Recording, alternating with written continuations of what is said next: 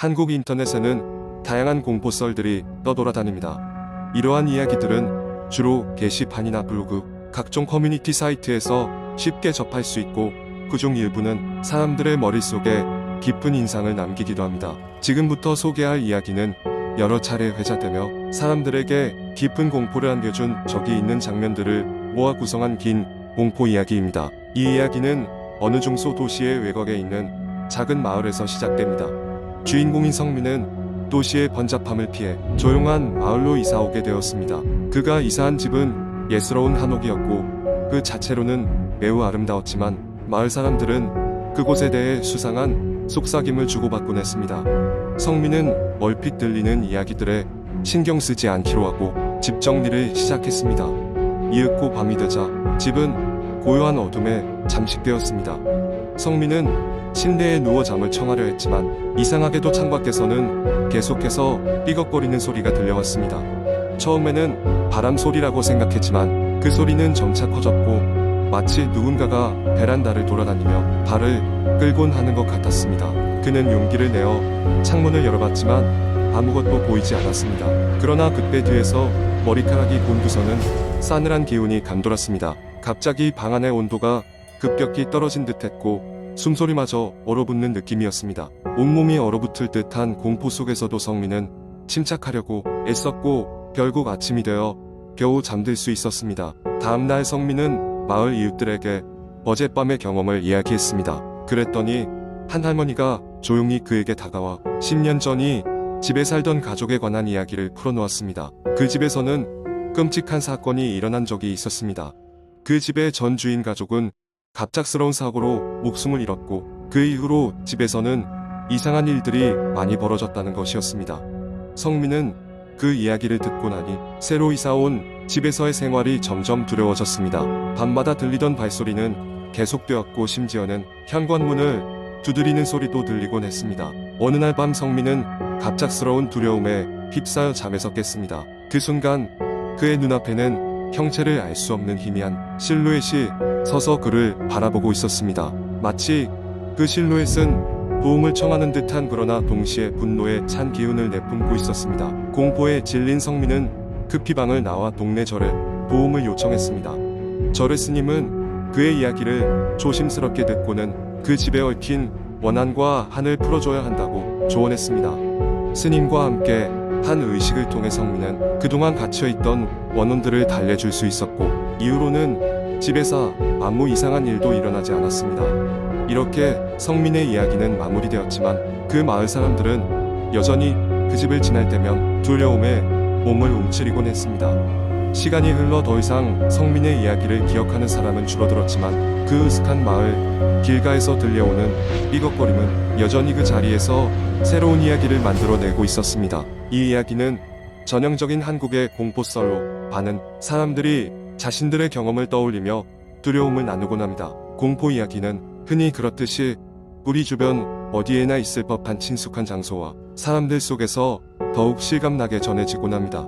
두 번째 이야기, 한국 인터넷에서는 다양한 공포 이야기가 돌아다니며 많은 사람들이 이 이야기를 읽고 소름 끼치고 무서움을 느끼곤 합니다. 그중 하나의 이야기를 매우 길게 풀어보도록 하겠습니다. 어느 비오는 밤 서울의 한 시내에 작은 고시원이 위치해 있었다. 그곳은 오래된 건물로 배관부터 은은한 습기와 함께 세월의 흔적이 묻어났다. 고시원에 사는 사람들은 대부분 사회초년생이나 시험 준비에 몰두하는 학생들이었다. 그중 한 명인 민수는 늘어난 공부 시간을 줄이기 위해 주변 친구들 추천으로 이 고시원에 입주하게 되었다. 입주 첫날부터 민수는 조금 이상한 느낌을 받았다. 방이 좁고 낡은 것은 괜찮았지만 복도를 지날 때마다 등골을 서늘하게 만드는 한기가 느껴졌다. 또한 밤이 되면 어딘가에서 희미하게 울리는 소리가 그의 신경을 자극했다. 그는 이 소리가 낡은 건물 구조 때문이라고 스스로 달래며 넘기곤 했다. 그러던 어느 날 공부에 지친 민수는 새벽 2시쯤에 잠시 휴식을 취하고자 방 안에 누웠다. 그때 어렴풋이 의식이 흐릿해지는 와중에 복도 끝에서 들리는 여성의 흐느낌 소리에 정신이 번쩍 들었다. 소리는 점점 그 방향에서 가까워지며 심장을 쫄깃하게 만들었다. 무섭긴 했지만 호기심이 앞선 민수는 슬며시 방 문을 열고 복도를 내다봤다. 그러나 복도는 고요할 뿐 사람 하나 보이지 않았다. 민수는 이 경험을 주변 사람들에게 이야기했지만 대부분은 공부 스트레스로 인한 환청일 뿐이라며 대수롭지 않게 여겼다. 그러나 그날 이후로 그는 매일 밤 같은 시간에 여자의 흐느낌을 다시 듣기 시작했다. 어느 날 그 소리는 단순한 흐느낌을 넘어 섬뜩한 한숨과 비명으로 변해갔다.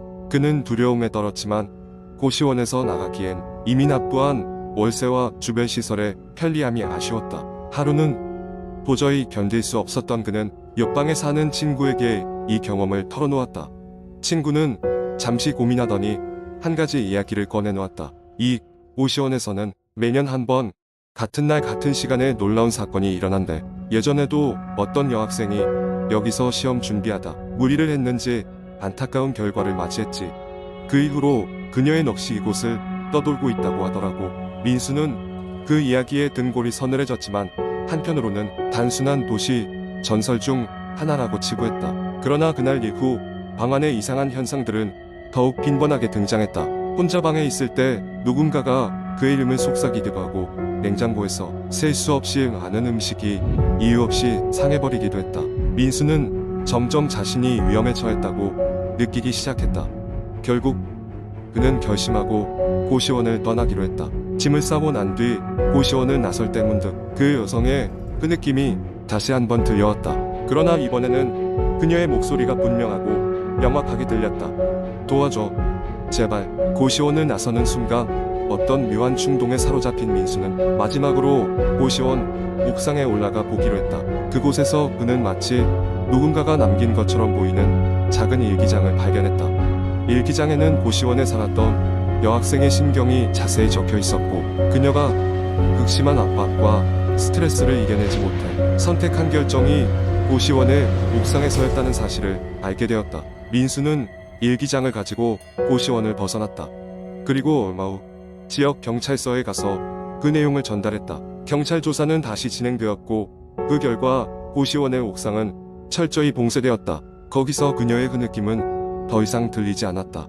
민수는 떠나온 후에도 오랫동안 그 고시원을 잊을 수 없었지만 그 일이 있고 난 뒤부터 그의 삶은 조금씩 평온을 찾게 되었다. 그러나 때때로 비 오는 밤이 되면 그날의 기억이 불현듯 떠올랐다. 그는 항상 기도했다. 그 여학생이 이제는 고통 없이 편안하게 바라면서. 세 번째 이야기. 한국 인터넷에서 흔히 볼 수 있는 공포썰 중 하나는 친구들과 함께 떠난 여름 휴가에서 겪은 이상하고 무서운 경험입니다. 이 이야기는 대체로 밤하늘이 유난히 어두운 외진 시골 마을을 배경으로 펼쳐집니다. 몇 년 전 대학생이었던 나는 방학을 맞아 친구 5명과 함께 시골 마을로 여행을 떠났다. 일상에서 벗어나 자연 속에서 힐링을 하고자 선택한 마을은 인터넷에서조차 잘 알려지지 않은 곳으로 우리 모두에게 신비롭고 조금은 두려운 느낌을 주었다. 마을에 도착한 첫날은 너무나 평화로웠다. 맑은 공기와 아름다운 경치 덕에 우리는 마치 다른 세상에 온 것 같은 기분을 느꼈다. 마을 사람들도 친절했고 저녁이 되자 우리를 위해 특별히 마련했다는 지역 향토 요리를 대접해 주었다. 모두가 웃음소리로 가득한 저녁이었다. 하지만 둘째 날 우리는 오래된 전설을 알게 되었다. 그 전설은 마을 뒷산 깊은 곳에 있는 버려진 저택과 관련이 있었다. 이 저택에서는 여러 해 전 끔찍한 일이 일어났고 그 이후로는 아무도 그곳에 가지 않는다고 했다. 호기심이 많은 우리는 혹시나 하는 마음에 그 저택을 찾아가 보기로 했다. 이미 해가 저물기 시작한 시간 우리는 손전등을 챙겨 들고 뒷산으로 향했다. 마을 사람들은 저택 근처에 가는 것을 극구 말렸지만 우리의 호기심을 막을 순 없었다. 얼마 지나지 않아 우리는 숲길을 따라 깊숙이 들어갔다. 저택은 영화에서나 볼 법한 모습으로 시간이 멈춘 듯한 분위기를 풍겼다. 그런데 이상하게도 문은 잠겨 있지 않았다. 문을 열고 들어선 순간 싸늘한 공기가 우리를 감쌌다. 내부는 텅 비어 있었지만 여기저기 먼지가 자욱했고 가구들은 곳곳에 쓰러져 있었다. 그때 갑자기 우리의 손전등 하나가 꺼졌다. 친구 중 한 명이 장난이라고 생각하고 웃어 넘겼지만 이상한 기분은 사라지지 않았다. 저택 2층으로 올라가자 괴상한 소리가 들려왔다. 누군가의 발자국 소리 같기도 했지만 우리 모두가 한자리에 있었기 때문에 말이 안 되는 일이었다. 긴장감이 감돌기 시작했고 우리는 곧바로 이곳을 떠나자는 쪽으로 생각이 기울었다. 하지만 돌아서려는 순간 벽에 걸린 녹슨 액자 속 얼굴이 우리를 내려다보는 것처럼 느껴졌다. 그 얼굴은 수십 년이 지난 것처럼 상했지만 눈이 매우 뚜렷했고 곧이어 우리 중 한 명이 비명을 질렀다. 여기서 나가야 해. 라는 절규에 우리는 정신없이 밖으로 뛰어나왔다. 산길을 내려오며 뒤를 돌아보니 저택의 창문 하나에 불빛이 켜져 있는 것 같았다. 그러나 아침이 되어 확인해보니 저택은 비어 있었다. 그날 밤은 우리 모두가 잠을 이루지 못한 채 서로의 얼굴만 바라보며 지새웠다. 다음날 아침 우리는 서둘러 짐을 챙겨 그 마을을 떠났다. 돌아오는 길에서도 그 악몽 같은 기억은 가시지 않았고 몇 년이 지난 지금도 그날의 일을 떠올리면 오싹한 기분이 든다. 이후로도 우리는 그 여행에 대해 서로 얘기한 적이 있지만 아무도 제대로 설명할 수 없는 그 저택의 이상한 경험은 여전히 미스터리로 남아있다. 전설이 있는 마을의 오싹함을 몸소 겪은 우리는 다시는 그런 호기심을 가지지 않겠다고 다짐했다. 하지만 한편으로는 그날의 일이 진짜 무엇이었는지 밝혀지기를 바라는 마음도 조금 있다.